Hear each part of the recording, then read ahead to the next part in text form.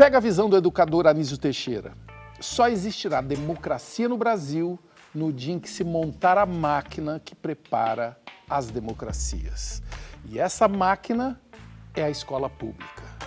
É uma fala de 1936. Quase um século depois, mesmo com a máquina frágil e emperrada, tem gente que não desiste e quer atualizar o software da escola pública. É a briga da minha convidada, professora de história, escritora. Ela mostra a paixão pela educação em vídeos que viralizam na internet e como. Seja bem-vinda, professora Lavínia Rocha. Ai, obrigada. Estou muito feliz de estar aqui.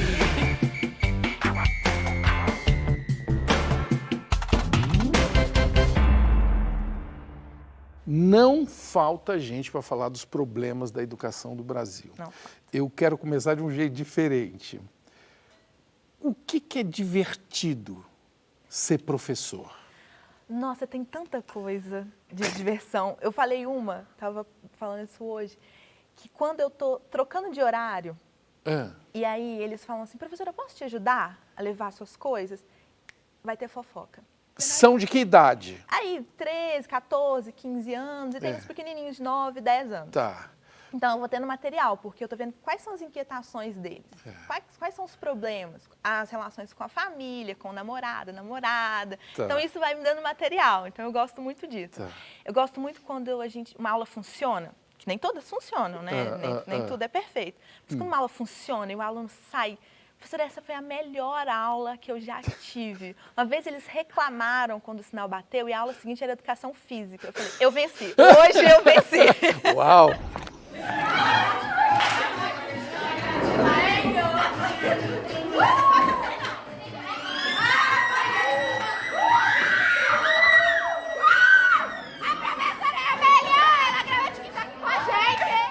Você explica a mumificação no Egito num vídeo que é uma espécie de um metaverso gambiarra. Posso chamar assim? Não? Você vai ficar ofendida? Não. De baixo orçamento, digamos assim, né? E o aluno servindo de múmia. Todo mundo mumificado.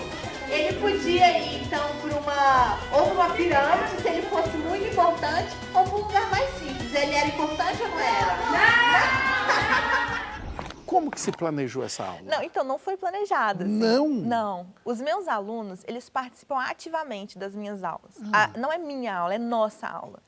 Então, quando eu tô ali, eu falei, gente, mumificação, então vamos imaginar. Aí, deita uma pessoa na mesa. Um aluno, ele fez uma menção de como se ele tivesse que deitar, então vem cá na frente.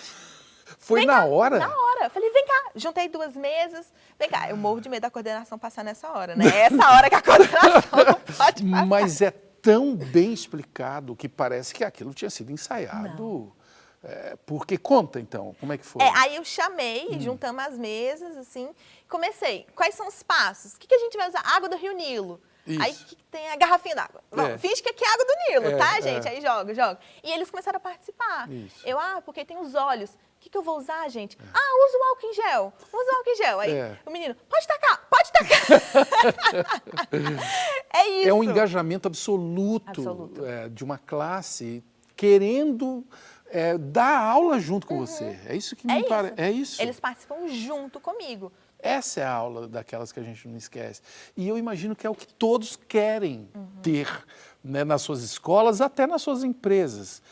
Conta o segredo. A neurociência, ela vai dizer que a cola da memória é emoção. Então, quando a gente passa por alguma emoção, aquilo fica na nossa cabeça. Então, eu espero que aquela risada que eles tiveram quando a gente estava ali na mumificação, eu espero que eles tenham essa memória desse dia. Eu não tenho dúvida. Ai, tomara, porque eles riram tanto, eles se divertiram tanto, foi tão... esse vídeo sobre África, né, que viralizou. Isso. Antes e depois. Turbante.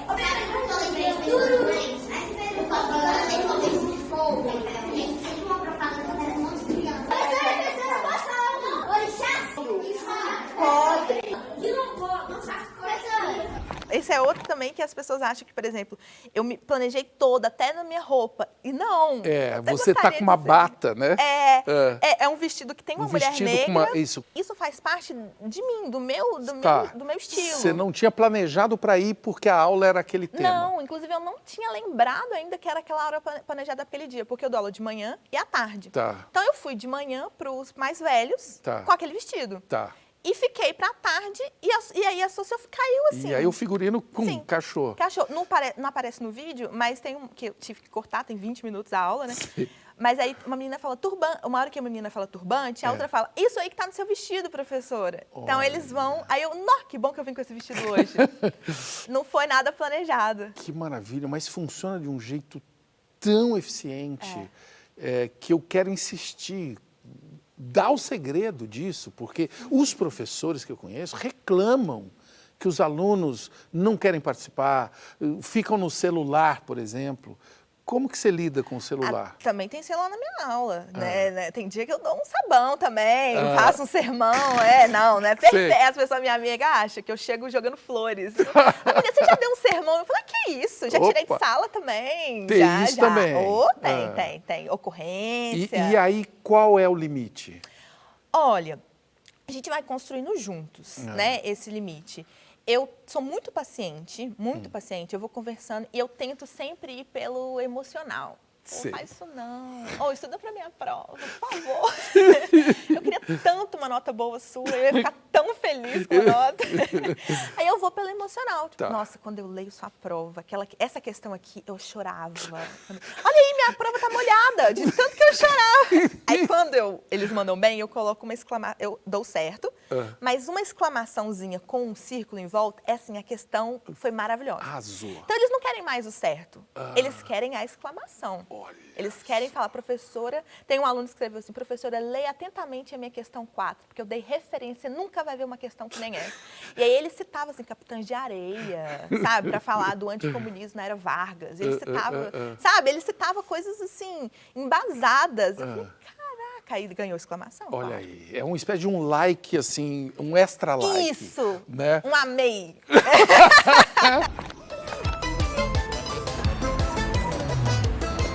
1 milhão de curtidas, minha gente! Obrigado por isso. Vocês são muito demais. Me dá uma alegria isso, de ver isso acontecendo no momento que o Brasil tem que se reconstruir, ou se reinventar, vamos chamar assim, porque não é só na política, não, é em tudo, principalmente na educação, não é? Essa educação tradicional, que a gente abre a cabeça, põe o conhecimento do aluno, fecha e ele vai para casa, isso não existe, isso acabou. Enquanto a gente não entender a sala de aula como esse espaço de troca, então eu aprendi a ser professora com os meus alunos. Olha só. Eu entrei com uma ideia de educação e eles bagunçaram a minha cabeça. O que você está me dizendo é que você ouve. Ouço. Que é uma coisa árdua de fazer. Ouço. Você dá aula em escolas particulares, já deu aula em escola pública. Já. Qual é a diferença? Ai, tem muita diferença. Eu gostei desse suspiro. Ai, muita diferença. Assim, nesse sistema que a gente vive capitalista, as classes menos abastadas, elas são instruídas a valorizar a mão de obra, o trabalho braçal. Então, mais vale você ter um trabalho, você ganha um salário mínimo, mas você está ali trabalhando, vai ficar estudando, vai fazer o quê? Vai fazer o quê com isso? Fazer o quê com isso? E trabalho, eu quero CLT, eu quero carteira assinada. E nas escolas privadas, principalmente a mais elitizada que eu trabalho, já são pais, assim, você vai estudar é muito importante. E pode, né? Você vai estudar e eu vou investir nisso. A gente tem o Paulo Freire, por exemplo, que a família dele foi atravessada pela crise de 29 e ele só pôde continuar estudando porque o irmão mais velho dele estava trabalhando. Sim. Então, são famílias que precisam dessas crianças que viram adolescentes e que precisam dessa renda extra. Então, é claro que essa criança quer ajudar em casa. Vai ficar parado estudando? Claro. Já que você falou do Paulo Freire, por que ele é tão atacado por pessoas, principalmente quem não conhece o Paulo Freire, né? A educação de Paulo Freire é uma educação crítica, que vai construir gente que critica. Na verdade, o objetivo é esse, né? De um espírito crítico. Espírito crítico. E qual é o problema? E qual que é o problema? Porque quando você critica, você não aceita nada que vem de cima para baixo. E aí, como é que faz se você acha que espírito crítico é ruim? Que país que você constrói? Inclusive, esse é o problema da educação que se discute. A educação que eu defendo, que eu acredito, é a educação da crítica. E quando a outra pessoa vai entender outro tipo de educação, é a educação de não criticar, de seguir instruções, seguir regras, falar amém. Ou se conformar com uma receita, sei Isso. lá, uma fórmula que já está funcionando, digamos assim. Mas num mundo que o aplicativo tem que atualizar todo dia, quase, qual o futuro de uma nação que não tem poder de crítica, não é? Exatamente. Então você é a moça certa na hora exata de um mundo muito confuso, que as pessoas não sabem dialogar com os estudantes. Você está fazendo isso, Lavínia. Você não sente? Eu sinto. Na hora que eu tô falando com eles assim, eles vão entendendo, eles vão conversando comigo, aí eles me mandam mensagens pelas redes sociais, eles me marcam em memes históricos. Eu amo quando eles me marcam em memes históricos. Sei. Falei, eles estão entendendo o que eu tô falando, Sei. esses danadinhos. Olha, e isso nas redes sociais, Nas né? redes sociais. Que às vezes são coisas demonizadas pela escola, né? Pelos pedagogos, as redes sociais estão estragando a educação. Você está falando de uma ferramenta, que ela pode ser uma ferramenta também. Não, hoje eu estava em livraria, por exemplo, muitos livros viralizam em redes sociais, daí eles vão para as livrarias buscar. Isso. Então as redes sociais têm muita coisa boa ali. O Diário de Anne Frank. Eu acho que todo mundo já escutou esse nome, Anne Frank. Todos deveriam ler esse livro, porque se passa em um momento real da história, a Segunda Guerra Mundial, o Holocausto, e que nunca deveria ser esquecido. Como que se aprende a ensinar? Ensinando. Ensinando Você tem que ir mesmo. na cara e na coragem. Tem que pular na piscina. Tem. Eu morri de medo. Eu falei, eu não tô pronta para assumir uma sala de aula. E eu continuo não pronta. Continuo. E você decidiu que era isso que você queria fazer quando? Eu falei milhões de coisas. Eu comecei pequenininha falando que eu ia ser professora. Desde pequenininha? Desde pequenininha. E minha mãe é professora. Então o amor vem de casa, né? Tá. E aí a minha mãe falava, tá bom, tal. Lembra eu fui crescendo mais? E aí eu falei milhões de coisas. Falei que eu ia ser médica, psicóloga. Fui fazer um curso de ciências sociais primeiro. Tá. Não gostei. Tá. Falei, meu negócio é educação. Porque coincidiu no momento que eu estava dando muita palestra em escola. Eu já fui mais de 250 escolas palestrar sobre meus livros, minha carreira. E aí eu falei, meu lugar é a escola. E a minha mãe falou, minha filha. Minha filha, eu já vi esse filme. Minha filha, educação. Desse jeito, ela falou, vai fazer qualquer outra coisa mesmo, ser professora. Meu Deus. Dentro de casa Dentro você de não casa. teve um estímulo. Aí, mas depois ela passou um pouco, Lavínia, sabe o quê? Você não vai ser feliz em outra carreira, não. Seu negócio é educação. Mas você vai sabendo. Eu fui sabendo. Você vai sabendo que a coisa é danada. Então, quando eu entrei no curso de História, eu falei, eu quero dar aula. Eu quero dar aula em educação básica. E eu fui fazendo estágio, no estágio eu ficava empolgada, mas é sempre muita gente tentando te desmotivar. Eu entendo também. Muita gente? Muita, todos os dias, Quem? tá? Meus colegas, mesmo? professores, falam, Lavínia, larga isso. Mesmo? Eles falam, eu comecei assim, como você. Aos poucos, isso tudo aqui, foi me desanimando. Não deixe isso acontecer com você. Desiste, vai para outra coisa. Fazer concurso público, juro. Desiste, vai pra outra coisa. Vai ser escritora E aí, só. como é que você recebe isso? Eu recebo, assim, com muito... eu tento ser empática também, porque eu entendo de onde Claro, vem, sabe? lógico. Eu entendo de onde Dá vem, pra eles têm entender. razão para poder falar o que eles estão falando. Sim. Eu concordo, eu falo, tá, mas você acha que ser escritora também é a resposta? Pessoas que sofrem com falta de acesso à saúde, companheiras, empregadas domésticas, todos e todas que sofrem com a falta de transporte, todos e todas que têm seus direitos violados. Vocês existem e são valiosos para nós. Com esse compromisso, quero ser ministro de um país que põe a vida e a dignidade em primeiro lugar. Tem gente querendo fazer pergunta para você. A Lucy, o que eles estão achando de viralizar Lavínia? Deve estar sendo engraçado a reação. Eles estão eufóricos. Isso eu tenho certeza, eles nunca vão esquecer. Porque eles fizeram parte dessa viralização da sua aula, Sim, né? e eles acham que sou eu. Professora, você tá famosa. Eu falei, a gente tá. Esse vídeo não seria nada se não tivesse a vozinha de vocês. Coisas que vocês pensam quando eu falo África. Você mostra que antes tinha aquela visão padrão, que é a ignorância que nós temos sobre a África, né? E o depois é de uma riqueza. Eu vou perguntar de novo. Se eu falar África, o que vocês imaginam? Ele sabe muito sobre a agricultura. Nanã. Candomblé também.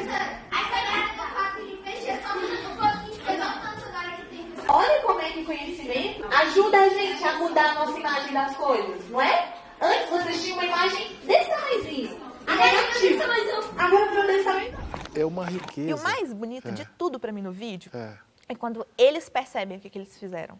Quando a menina para e fala, professora, você lembra do outro? Tinha só um tiquinho de coisa? Olha esse. Quando eles percebem, ai, arrepia, a gente quase morre. Tem um comentário assim, você sabe que você venceu, né, professora?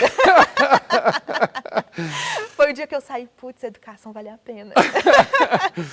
E a gente que assistiu também.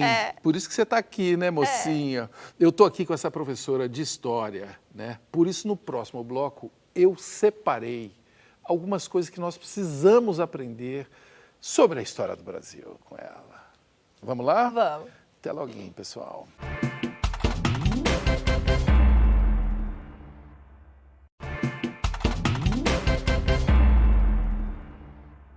João Carlos Marinho, mestre da literatura infanto-juvenil, entre muitos personagens inesquecíveis, ele criou um detetive que dizia: o problema fundamental da vida não é ter razão.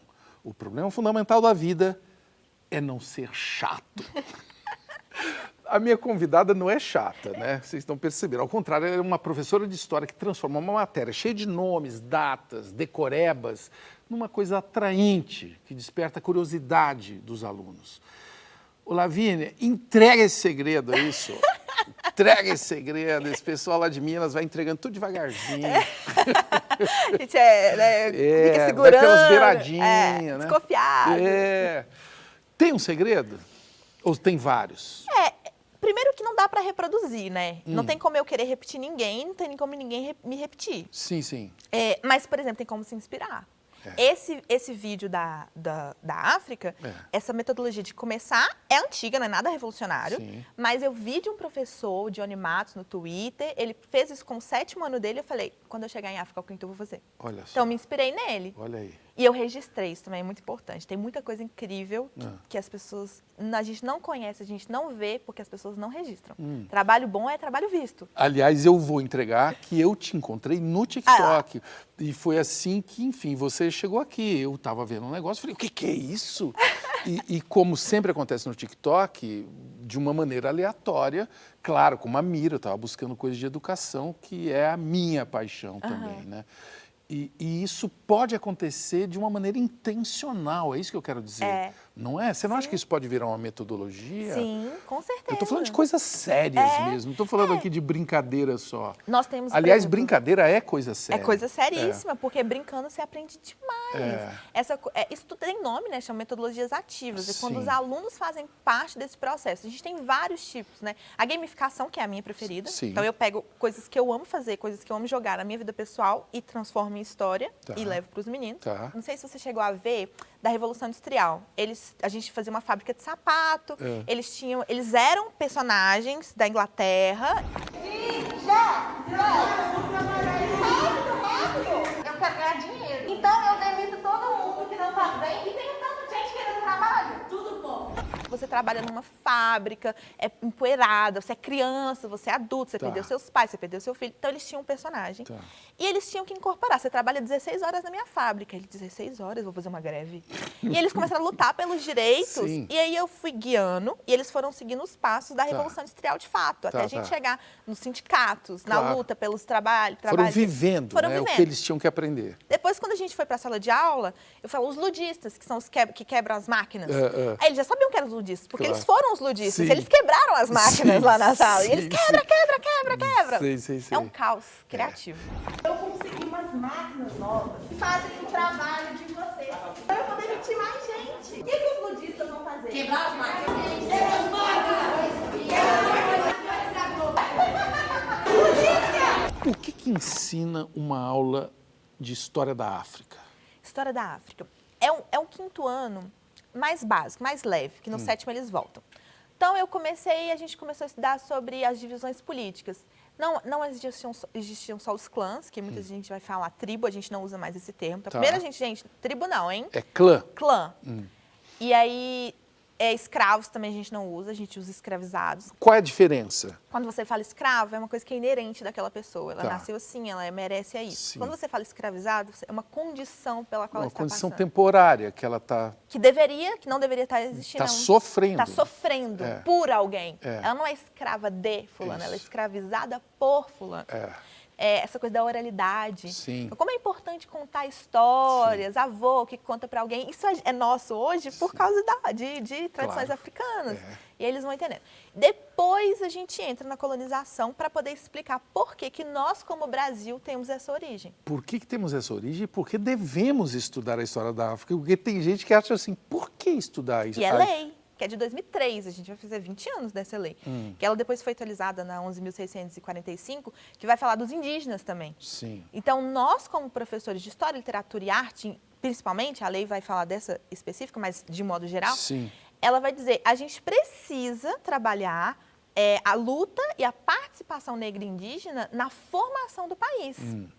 Então, não é nada... e tem esses comentários, né? O que essa pessoa está falando? Não está falando de Brasil? Eu estou seguindo o meu conteúdo. O que você está falando de Brasil, falando de indígena? Ai, meu Deus! Nós somos um país rico, diverso e guerreiro. Porém, um país que mata o seu povo originário. Aqueles que construíram essa nação. Só falando, meu Deus mesmo. E outro também, eu acho que um pouco do vídeo ter viralizado é um pouco essa ideia de como algo revolucionário. É triste que não deveria ser. Sim. Porque isso deveria ser o básico. Isso é o conteúdo obrigatório, BNCC, a E base. por que não é? Olha, a gente tem vários problemas. Primeiro, muitos professores não foram capacitados para isso. Eu tive História da África, mas porque eu já sou mais nova. Então, muita gente não chegou a ter. Não, E aí, você não teve. Você não teve depois curso depois. Simplesmente veio uma lei de cima para baixo. E a resistência, o racismo. Né? Você vai falar de Umbanda e Candomblé, de orixás, na sala de aula? Como que está essa resistência, hein? Está Nossa. forte ainda, Está enorme, Tá né? enorme. É tudo com muito cuidado. Eu, antes de falar, eu fui na minha coordenação. Falo, olha, tá aqui no livro, eu vou trabalhar isso aqui. A minha coordenação falou, vai sim, vai mesmo, estamos precisando, inclusive. E o que Aí, fazer com essa resistência? Ai, eu acho que Os suspiros são muito eloquentes de Lavínia. dramática, né? Não é dramática, não, é sincera. É sincera. Para mim, esse seu suspiro diz, é uma tarefa grande. É uma não tarefa grande. Primeiro é explicar para esses pais que a escola ela não é uma continuidade da residência deles. Ela não é uma reprodução da ideologia que eles carregam. Então, a escola, muitas vezes, vai contradizer o que você acredita, Sim. pro bem e pro mal, tá? E isso é bom, né? Porque hoje tem uma coisa que, assim, a escola vai querer mudar o que a família e tal. A escola tem que ser um espaço diferente da família, Sim, não é? ela tem, porque a sociedade, a escola é uma mini sociedade. De autonomia, não é não? A gente não tem que aprender autonomia na escola? E é o momento de você ver um contraponto que você foi educado desde sempre. A sociedade é diferente, você vai ter uma diversidade. De repente você tem um Sim. colega negro, você é branco, tem um colega negro, você é negro, tem um colega Um branco. colega que não concorda Que com não você, concorda, um né? colega Um de colega outra que não é religião. como o seu pai, ainda bem, né? E aí a gente tem muito embate. Eu já tive embate dentro de sala, de questões de religião. Como? Tipo, vai pro inferno, Com se o não próprio- acredita com os nisso, alunos dos mesmo. alunos. E aí, você lidar com isso, sabendo que tem um pai por trás, Sim. que acredita nesse modelo de educação, que é para reproduzir o que ele aprendeu, É. ou então, no máximo, a escola tem que ser, eu vou chegar, gente, em 1940, sabe? O fato histórico é esse, independência aconteceu em 1820. Não. O pai acha que história ainda é essa Mas história. é que ele aprendeu assim. Ele aprendeu assim. E eu queria falar com muito carinho para esses pais e mães, né? Porque eu entendo também a dificuldade, a insegurança que fica. Meu filho foi lá para um antro, que ele vai descobrir, que não sei. Cara, principalmente quem tem ainda o primeiro filho, né? Que não passou por um adolescente, por exemplo, que para mim é a prova dos 9, né? Você resistir a um adolescente. Mas é uma hora de exercitar a autonomia do pensamento num ambiente seguro, né? Controlado. Controlado. A escola é o lugar onde tem... É onde você, inclusive, deve ir lá, se você não estiver satisfeito. Não tem reunião de pais para você ir lá? É a hora de você falar, não é não? Sim, sim. Não é no WhatsApp ou nas redes sociais ficar falando mal de escola, não é não? E outra, entender que nós, professores, a gente não está ali para transformar o seu filho, né, numa outra pessoa. Não, a gente está ali para mostrar possibilidades. Isso. Que existe a dele, mas existe a do colega que está do lado dele, que é o melhor amiguinho dele. Existe a do outro, existe a da professora. E existem outras formas e a gente tem que dialogar. Sim. E não é mudar ninguém, é dialogar. Pode não. A liberdade de crença é um direito fundamental, trazido pela nossa Constituição Federal. Está lá no artigo 5º, inciso 6º, onde diz de forma muito didática que é inviolável a liberdade de crença sendo assegurado o direito ao livre exercício de cultos religiosos. Eu queria te pedir uma playlist de personagens históricas femininas. Tem várias. Principalmente de pessoas que as pessoas não conhecem muito. Olha, a gente tem Dandara, que é a primeira que a gente ainda questiona um pouco sobre como ela existiu, se foi esse nome, mas eu acho que ela é uma figura que representa um pouco, né? De acordo com além da tradição, a esposa de Zumbi dos Palmares, do Quilombo dos Palmares, né, uma líder quilombola, que lutou pela resistência do Quilombo dos Palmares e tudo mais, uma figura importante. Tem a Maria Firmina dos Reis, ela foi uma escritora. Muito se fala sobre a primeira romancista, e aí ela tem Úrsula, por exemplo, que é um romance publicado. Ela era abolicionista, ela era professora, coisa de educar as meninas, então é uma personagem que eu gosto muito. Tem a Maria Filipa, que é outra mulher negra, marisqueira, que lutou nas guerras de independência do Brasil, da Bahia, e ela tem uma estratégia muito interessante, que os portugueses estavam invadindo a ilha, que fica um pouquinho pertinho ali de Salvador, e na hora que eles vão invadir, ela junta com outras mulheres e atrai os portugueses para o meio da mata, assim, seduz, sabe? Sei. Quando eles chegam lá, estão tirando a roupa, ela dá uma surra de cansação, enquanto a galera bota fogo na embarcação portuguesa. Resistência! Tem a Maria Quitéria, aí já é uma mulher branca. Ela se coloca como militar? Isso, como homem. Como homem. Como homem. Ela corta o cabelo, tá o soldado Medeiros, e entra lá e fala, isso também na Bahia. E ela fala, eu sou homem e tal. E o pai descobre e vai falar, vai denunciar. Fala, isso aqui é minha filha, pode voltar. E deserda ela, inclusive, porque ela fala, não quero, eu vou ficar aqui. E o major fala, mas ela é muito boa. E aí ela começa a usar uma roupa, um saiote verde. E aí é muito interessante essa coisa da saia, que é uma forma de respeitar e reconhecer a feminilidade dela. E que ela está ali, naquele lugar, como uma mulher, e ela vai manter. Ela está ali como mulher, e para trabalhar para aquilo que ela escolheu. Outra líder quilombola, a Teresa de Benguela, foi a rainha de um dos quilombos aqui no Brasil, século XVIII, mais ou menos. E era um quilombo assim, que tinha uma espécie de parlamento, sabe? Uma coisa de discutir. Ela foi líder do quilombo do Caritererê. A Teresa de Benguela, ela foi essa figura líder, que eu gosto muito. E tem o dia dela, o 25 de julho, que é o dia nacional de Teresa de Benguela. Também é dia do escritor e também é dia da mulher negra latino-americana e caribenha. Uau. Então é um dia potente. Eu que sou escritora, né? Então tá tudo ali junto. É o seu dia, hein? Exatamente. Então nós temos, essas mulheres são muito potentes. Eu sempre trabalho com elas em sala de aula também. Eu vim do planeta fome, vivo sonho Elsa. Trago esperança nos olhos, vivo canto Elsa. Sou verdade, sou alma, meu canto é luz que aflora. Meus passos marcam a história. Passado foi cheio de espinhos, mas meu nome é agora. Eu recentemente descobri que tem algumas palavras que a gente não pode usar mais ou que devemos conhecer melhor o uso. Eu vou checar aqui com você. Tá, pode ser, professora? Vamos lá. Índio. Meus alunos sabem essa também. Inclusive, se alguém fala índio perto, eles olham para mim e eles se corrigem. Então me ensina. A ideia do movimento indígena vai trazer é que índio é um termo colonizador. É um termo usado por colonizadores e era um termo pejorativo. Então, hoje o movimento indígena pede para a gente trocar índio por indígena. É uma troca muito besta, muito Qual é a diferença? Simples. E quando a gente vai trazer o indígena, a gente não vai usar mais esse termo que carrega um peso colonizador. Como o escravo, que também carrega um peso. E pejorativo. De jogar para baixo. Isso. Mulato. Mulato. Ai, mulato. Inclusive, eu me identificava assim por muito tempo. Eu sempre falei mulato, até minha amiga falou, parou. Você sabe o que significa mulato? quê? Não. A ideia do mulato é a ideia da mistura, né? Que seria a mistura de um cavalo, que seria o senhor de escravizados, né? Um cavalo tem a ver com nobreza e tal, com a jumenta, que seria a mulher negra escravizada. E aí, dessa mistura, vem a mula, que é a pessoa que hoje em dia oficialmente seria parda, né? E, então, mulato também vem desse termo pejorativo. Dessa origem, Dessa origem. A gente pode mudar, pode ressignificar, sim. Mas o movimento negro ainda não propôs, não. Então, sim. Tá em debate. Está em debate. Pardo. O pardo, ele é um termo oficial do IBGE.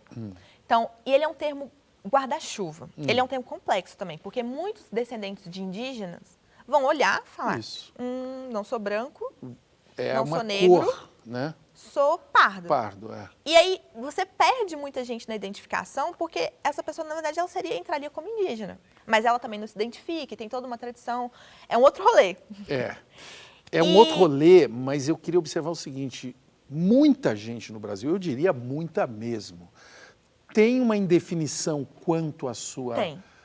A cor da pele mesmo. Exato. E aí? E aí que primeiro a gente tem que discutir a beça, né? Discutir, conversar, que é o que eu falo com os meus alunos todos os dias. No início do ano a gente já começa a discutir. Isso. E aí, por exemplo, outro problema do pardo. Por muito tempo, hoje em dia não é mais assim, mas eu jogava no Google pardo, aparecia assim, branco sujo. Aí eu falava, pô, gente, eu não quero ser branca suja. Não vai dar. Tem não nada vai, a ver. não vai rolar.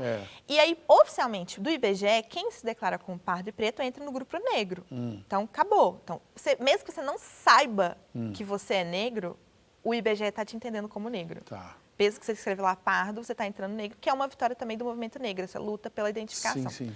Mas esse é um problema.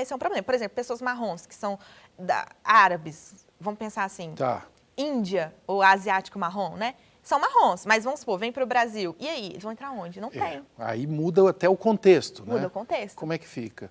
E você, como é que se define hoje? A vida toda era morena, mulata, parda. Oficialmente, quando eu tenho que declarar oficialmente para o governo, eu marco parda. Mas quando me perguntam, eu falo negra. Negra da pele clara. É assim que eu me entendo, os meus alunos sabem, a gente conversa. Muitos começaram a se entender também. Então, a identidade racial foi um processo que eu vivi junto quando eu estava escrevendo um dos meus livros, O Entre Três Mundos. Que foi quando eu falei, mas eu queria meu cabelo na capa de um livro, a minha cor na capa de um livro. E comecei a traçar essa personagem. Ao mesmo tempo, os movimentos sociais foram me atingindo, a graduação. E eu fui trazendo isso para o meu livro. Então, a minha personagem ela vai soltando o cabelo, vai se entendendo como negra, como aconteceu comigo. O povo fala que eu me acho, né? Eu não me acho, não. Eu sou bonita pra caramba, cheirosa, macia pele. Reluz. Beleza, natural. Ó, sem filtro. Aceita. Vamos fazer de conta agora, então, que você é a professora Lavínia, velhinha, assim, em 2082. Olha só. Ai, meu Deus, olha essa tecnologias. Como que você espera que vai contar a história de 2023? A história ela não é só o estudo do passado, ela é a relação entre passado e presente. Então, ela depende do que a gente vai estar vivendo lá. Para a gente voltar e falar, bom, isso aqui aconteceu, mas olha a relação com hoje, olha a relação aqui. Então... E você me consegue fazer alguma relação entre os fantasmas do passado, lá da Era Vargas, com hoje? Esse, por exemplo, o anticomunismo foi utilizado para o golpe de 37, foi utilizado para o golpe de 64. E é uma propaganda que se perpetua até hoje. O que é o comunismo? E é a mesma? É o mesmo fantasma ou ele teve um update, teve uma atualização? Ele tem, né? Porque a forma de falar sobre o tema, de demonizar, mas a raiz é a mesma. Né? Agora, se você perguntar para esse mesmo aluno, o pai, enfim, o que é o comunismo, não sabe explicar. Não sabe. E talvez nem os comunistas sabem. Marx não explicou. Marx não deixou nada pra gente. É bom você falar isso, porque teve aqui um dos maiores especialistas de Marx, né, o professor Janete da Fonseca. Ele falou, o Marx, ele passou 90% do tempo criticando o capitalismo. E na hora de começar a falar do comunismo, acabou a gasolina. É isso. Ele já não tinha tempo mais. Maior crítico, Capital 1, 2, 3, 4... Isso, é a crítica. E aí agora, beleza. A crítica é o maior especialista em capitalismo. Beleza, e agora? Vamos lá, o que é o comunismo? E aí? Então, por que tem tudo isso sobre o comunismo? Isso. E é jogado nesse lugar, sendo que as pessoas nem sabem explicar. Mas o anticomunismo cola. Cola. Por quê? Porque é o medo, né? A É o demonização. medo. Trabalha com medo. E assim, se você é de esquerda, por exemplo, acabou, é jogado nesse mesmo barco. Medo funciona, né, Funciona. professora? Funciona. Eita. Inclusive, tem professor que usa essa ferramenta. De Com a vez em régua quando. na cabeça. Olha a nota. Olha aí. Olá, classe! Olá, professor Tibúrcio! Prestem atenção, porque hoje eu vou falar de um assunto muito importante. No próximo bloco, o papo é sobre a vocação maior dessa menina, contar histórias. Até loguinho.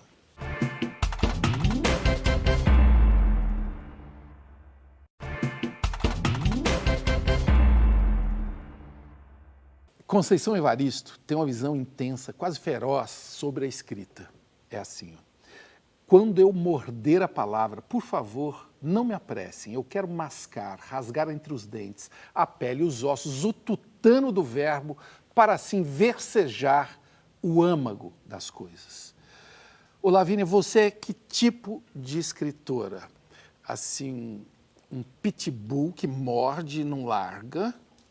Ou assim, a vaca sagrada da Índia que fica contemplando, sabe, ruminando? Interessante isso aí, viu?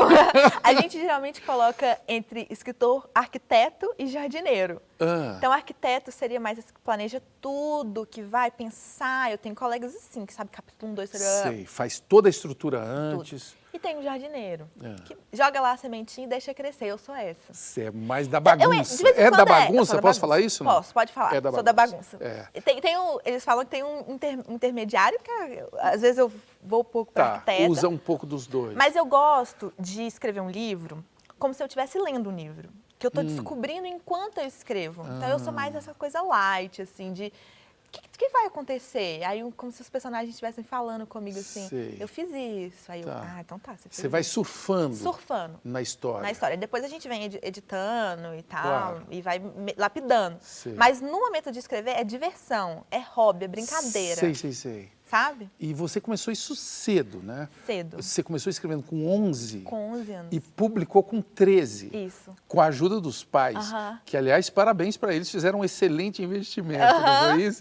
Com 13 você publicou o seu livro. Isso. Que loucura. Que livro que foi esse? Chama Um Amor em Barcelona. Foi meu primeiro livro. Porque eu gostava muito de ler, eu sempre fui muito leitora, incentivo também de família, de escola. Mas escrever, por causa das produções de texto da escola, só que tinha um limite de 30 linhas. E eu estava cansada daquele limite de 30 linhas. Eu ia diminuindo a letra para caber mais redação. Você tinha mais história para contar. Eu tinha mais coisa para contar. Porque eu falo tanto, que não dá conta. Então eu tenho que começar a escrever para ver se canaliza. E outra coisa, você fala de Barcelona, você já tinha ido a Barcelona? Não. Claro que não, né? Pelo Google Maps. Eu fui andando, falei, pronto, conheço Barcelona, posso escrever um livro em Barcelona. Era o meu sonho, né? Eu faço isso com os meus livros. Eu quero viver, eu escrevo. Aí eu depois realizo. Eu quero viver, já estou lá. Eu quero um romance, assim. Escrever um romance. Nunca nem tinha beijado na boca. E tava lá, Um Amor em Barcelona.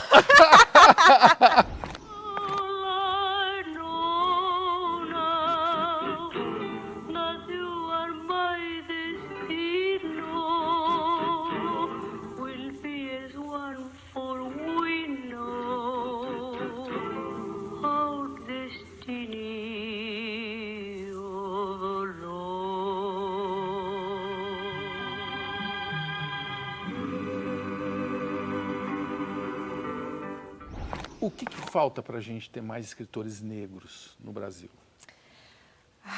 Ou mais escritoras ainda, mais desafiador? O primeiro é contar para essas meninas e para esses meninos negros que eles podem. Então, eu vou mais na escola pública do que privada, dando palestra. Então, a primeira coisa que eu falo com eles é, vocês podem, tá? Eu tinha 11 anos, eu tinha 13 anos, eu publiquei, eles, peraí, então dá? É possível? Porque eu escrevo coisas também. Então, a primeira coisa é eles verem, e aí o exemplo da referência concreta, né? Ninguém está contando, é o professor, né? Santo de casa não faz milagre. Tem que ser alguém de fora. Então, quando eu vou, né, a essa escola e falo, pode, dá, é possível, eu estou aqui para te mostrar que dá, desperta. Segundo, é um incentivo mesmo, assim, porque a gente, adolescente, a gente se critica muito. Então, a gente precisa não só de referências, mas de alguém falando, tá bom, continua. Ou melhor isso aqui, mas continua, dá certo, pode ir. Então, é isso, assim. Não desiste, Não desiste. Porque eu vejo, assim, eu não gosto desse papo geracional, mas tem muita gente hoje acomodada, né? No menor probleminha, já desiste. Mas aí falta base, falta autoestima muito, sabe? Né? Por quê? Porque é isso, né? Se você pensar uma criança negra, ela viveu uma vida achando que ela não é capaz. Claro. Ela liga a TV, não tem ninguém que nem ela. Não tenha dúvida nenhuma. Ela vai desistir? Sim. Não, a criança que já sofre isso, dá para entender. Agora, tem muita criança com recurso. Ah, sim. Tem muita criança que eu chamo criança de aplicativo, está acostumada a pedir e chegar. Por quê? Aí não sabe lidar com frustração, né? Aí a primeira barreira fala, acabou, não tem como. Não quero. Não quero. Só quero o confortinho. É. O que você tem a dizer para esse pessoal? Que tem que ir na luta mesmo, não tem outro jeito, assim. E eu falo muito, quando você está escrevendo, você se critica, porque a primeira barreira é a própria pessoa, né? Ela vai ler e falar, tá muito ruim. Sim. Mas eu sempre falo, é melhor ter algo ruim do que não ter nada. Sim. Então, você vai lapidar o que tiver ruim, até ficar bom. E tem profissionais para isso, né? E é do jogo, né? E é do jogo. Então, primeira coisa é, vai. Vai com medo, vai na dúvida, vai. Depois a gente vê. Depois a gente vê. Então, essa é a primeira coisa. E depois vão vir outras barreiras. Mas aí você já superou uma, você fala, então vou mais uma, vou mais uma. Então, é isso. Eu acho que o que falta é isso, esse suporte, esse apoio. Políticas públicas também que ofereçam esse suporte. Publicar um livro no Brasil é muito difícil. Outra, abertura desses profissionais. Sim. Quantas editoras, quantos autores negros nós temos por editora no país? Publicar o livro e manter o livro vivo. Isso é outro. Essa é a briga também. Vender livro, né? Não Tem aquela coisa, né? Plantar uma árvore, ter filho, mas ninguém fala o quanto que é difícil criar um filho, cuidar de uma árvore e vender um livro. I've got the shoes, I've got the dress that makes me a princess, I guess. O que é quilombinho? Nossa, essa pesquisa, hein? Boa, hein? Esse programinha aqui, o pessoal trabalha. Bom, quilombinho, quilombo, primeiro, é essa ideia de resistência, né? Eu tenho daquele vídeo de África, eu tô com um moletom escrito Aquilombe-se. Essa ideia de resistir e tal, que existiu nesse momento de escravidão, mas que existe até hoje, né? As comunidades quilombolas, que esse lugar de resistência. Esse quilombinho é um grupo. Nós somos 4 escritoras negras que nos encontramos por acaso, assim, de jeitos diferentes, a gente se esbarrou e a gente se juntou nesse lugar de resistir ao mercado editorial racista, que a gente já viveu muita coisa. Tem uma coisa em comum nesse grupo que você precisa me entregar, mulher. Afrofofoca. Nossa, as meninas vão rir demais disso. Nós somos 4 escritoras negras. Solane Quioro, Olivia Pilar, Lohane Fortunato e eu. A gente está naquele momento. Tá ali já conversando mesmo. A gente está falando sobre oralidade, sobre uma tradição de muitos grupos africanos. Nós estamos falando de afrofofoca. Então a gente está ali, troca um segredo, troca uma reclamação, troca uma coisa, a gente se uniu. Um fato de bastidor. Isso. Até livro a gente já fez juntas. Até livro. Chama Flores ao Mar. A gente está lançando agora, que tinha versão digital, agora ele vai para a edição física. Esse programa se chama Provoca. Eu tô querendo falar de fofoca porque você já falou essa palavra quando você se referiu aos seus alunos. E transformou a fofoca num aprendizado. Sim. Fofoca também é aprendizado. Gente, vocês não sabem o que aconteceu com Getúlio Vargas. Aí ele fica o quê? Jânio Quadros. Como é que Jânio Quadros... Professora, como é que Jânio Quadros renunciou? Próxima aula eu te conto. Professora, só fala isso, professora, o que ele fez que ele renunciou? Próxima aula eu te conto. Bafo. Bafão, 2 mineiros resolveram viajar pro Egito. Chegando lá, um vira pro outro e fala: Não, Zé, esses bichos gigantes de pedra estão dormindo. Aí o outro responde: Não, uai, presta atenção, senhor. Só lê a placa aqui, ó. Tá falando que é esfinge. Qual é o papel da escola no estímulo à leitura? Fundamental, porque nem sempre vem de casa. E mesmo quando vem de casa, a escola tem esse lugar dos adolescentes trocarem, né? Então, eles são os próprios influencers. Sim. Então, se você tá ali levando livro. Então, eu vejo uma abertura. Tem um livro que está fazendo muito sucesso. Eu tenho esse livro, eu começo a emprestar. Eu vejo que pegou bem, eu já começo a levar outro, levar outro. Eu falo que eu tenho de vez em quando eu esqueço que eu sou professora de história, viro bibliotecária, né? Sim. E é um papel que, muitas vezes, os pais acabam não exercendo dentro, porque as crianças ou os adolescentes e pré-adolescentes, eles fazem o que os pais fazem. Não o que os pais mandam eles fazer, não é verdade? Então, a escola tem um papel aí. E muitas vezes os pais não reconhecem. Você concorda? Concordo. Eu quero falar um pouco mal dos pais, você me permite? Eles estão me vendo. Porque eu sou pai, né? Eu tenho um filho na escola e muitas vezes os pais terceirizam a educação dos filhos, acham que é a escola que tem que resolver a educação, Tudo. não é? Sim. Não é assim. Não é, porque eu tenho, por exemplo, 3 horas semanais com seu filho, pai, querido pai. Isso. Eu não tenho, a base é sua. Sim. A base é sua, vem de casa. E pergunta para ele quantas horas ele tem com o filho por semana. E desde quantos anos? Às vezes ele não tem essas 3 horas. Mas você falou do exemplo, é muito real. A gente está viciado em celular, como sociedade. Então o pai está lá no celular e fala, filho, vai ler. Pai, como assim, pai? Como assim? Como assim? Eu tenho um aplicativo melhor que esse que você está usando. Né? Exatamente. Então, de repente, isso levar para os pais. Eu tenho muitos pais que leem meus livros. Que o menino tem que ler pela escola, adotou, o livro foi adotado e tal. O pai vai lá e pega para ler também. Aí leva no lançamento do meu livro, leva nos meus eventos e fala, eu também gosto de ler essa literatura. Olha aí. E ele fala assim, muito obrigado, você tirou o tablet da mão do meu filho. Eu fiquei 4 dias sem mexer nas redes sociais no meu telefone e foi isso que eu aprendi. Primeiro que a gente se cobra demais. A gente fica tentando comparar a nossa história com a de outras pessoas e isso ferra a nossa cabeça. 2, a gente não aproveita os pequenos momentos. E aí eu percebi que se eu ficar a vida inteira procurando o que me faz feliz e não aproveitar o dia a dia, eu vou chegar lá no final e vou falar, caralho, eu devia ter aproveitado a jornada. Nós temos algumas coisas em comum. Eu tenho um pezinho em Minas Gerais, ali na divisa, no Triângulo Mineiro, e os nossos pais são professores. No começo, isso te causou algum tipo de ruído? A sua mãe ser professora, o seu pai ser professor? A minha mãe, ela sempre esteve do lado do professor. Então, toda vez que eu chegava em casa, mãe, o professor tá me perseguindo. Qualquer coisa que eu inventava, minha mãe, posso você tá dando motivo. Ela sempre esteve do lado da escola, sempre apoiou muito a escola. Então, isso falava assim, putz, minha mãe não pode ser que nem as outras mães, que ia lá, faz barraco na escola. Não, minha mãe sempre foi de muito apoio, muito... ela sabia a importância da educação, então ela tentava a melhor escola para mim, ela tentou bolsa nas melhores escolas, ela foi... Porque veio da minha avó. Minha avó muito pobre, 13 filhos, mas estudar, vai todo mundo estudar.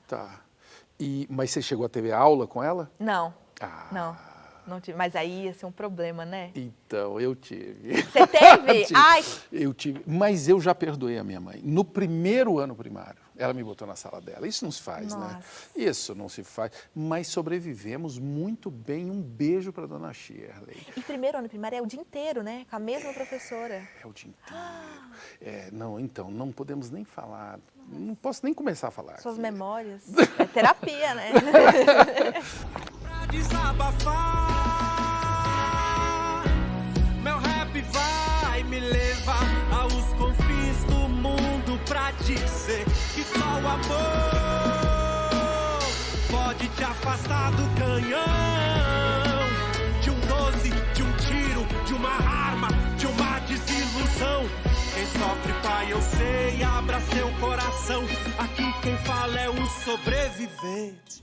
Papel dos pais na escola, então, me diz. Eu acho que é participar, criticar também, sabe? Eu falo que dos dois lados, assim, hoje a gente tem muita essa disputa entre progressistas e conservadores, e geralmente os conservadores são os que dominam a escola. Mas questionar também, por que meu filho não está lendo representatividade?